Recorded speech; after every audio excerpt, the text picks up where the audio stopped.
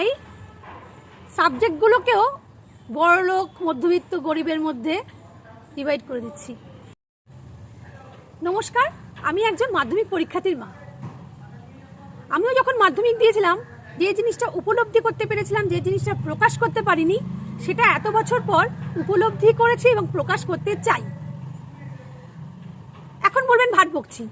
হ্যাঁ, আমি ভাটই বকি। আমার ভিডিও বোঝার মতন যারা আছেন তারা অবশ্যই আমাকে সমর্থন করবেন। মানুষের মধ্যে যেমনি 3 ভাগে ভাগ করা যায়, বড়লোক, মধ্যবিত্ত আর গরিব, ঠিক তেমনি মাধ্যমিকের পরে 3টে পথ।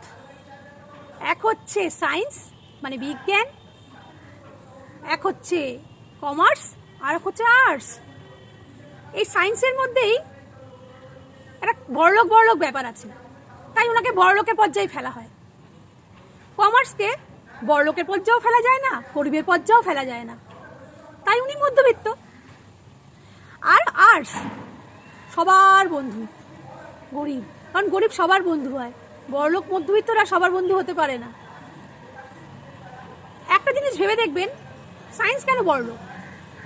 সায়েন্স নিয়ে চিন্তা ভাবনা করলেই, যদি সন্তানকে আপনি সায়েন্স নিয়ে পড়াতে চান, কোনো টিচারের সাথে যোগাযোগ করলেই তার যে চার্জ একদম আকাশ,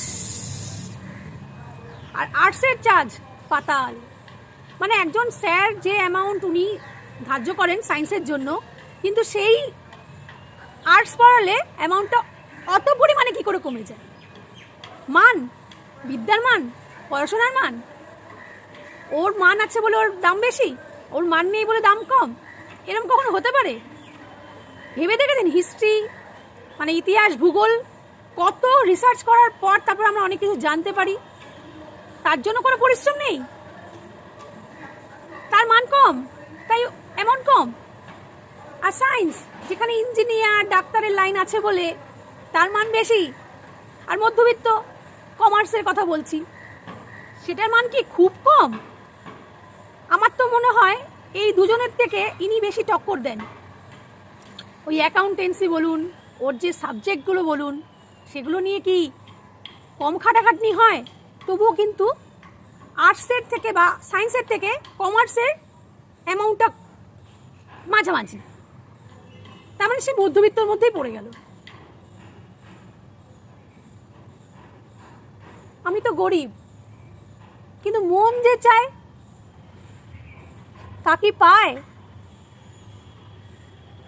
আমরাই সাবজেক্টগুলোকেও বড়লোক মধ্যবিত্ত গরিবের মধ্যে ডিভাইড করে দিচ্ছি। বড়লোক মধ্যবিত্ত গরিব, ঠিক তেমনি সায়েন্স, কমার্স, আর্টস। মিল খাচ্ছে তো? একটু কমেন্টস করে জানান তো।